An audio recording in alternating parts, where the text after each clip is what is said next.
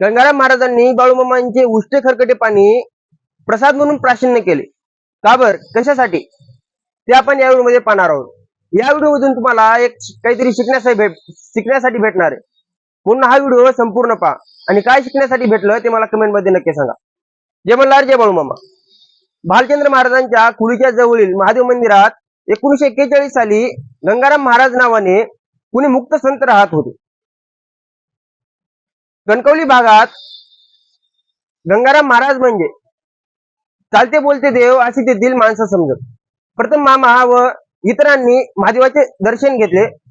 नंतरचे जेवावयास बसले आणि अकस्मात तिथे गंगाराम महाराज आले आणि बाळूमामा म्हणाले, वाह, अरे घोड्याचे शिंगरू इकडे कस काय आले. मामांनी आपलं फराळ आटोपून हात धुण्यासाठी बाहेर गेले. त्या क्षणी तेथे पडणारे ते उष्टे पाणी गंगाराम महाराजांनी वाकून पिण्यास सुरुवात केली.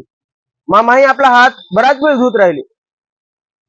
गंगाराम महाराजांनी दाखवून दिलं की बाळूमामा किती थोर आहे. नंतर पुढे काही वेळ गेला आणि गंगाराम महाराज आपल्या जागेवरून उठले. ते इतरांचे चप्पल पाहत पाहत बाळूमामांच्या चप्पलांपाशी गेले आणि आदराने ते चप्पल आपल्या हातात घेऊन हृदयाशी लावले आणि डोक्यावर घेऊन उभे राहिले. ते तसंच बराच वेळ उभे राहिले. नंतर मामांनीच आपल्या चपला मागून घेतल्या. मामांच्या प्रत्येक वस्तूंना पूज्यभावाने वंदन करून मामांच्या चरणावर त्यांनी मस्तक ठेवलं आणि सर्वांना दाखवून दिलं की मामा किती थोर आहे. पुढचा व्हिडिओ पाहण्यासाठी पाहत राहा बाळूमामा जगाचा मालक. पुढे जाऊ नका. भेटूयात पुढच्या व्हिडिओमध्ये. जय मल्हार, जय बाळूमामा.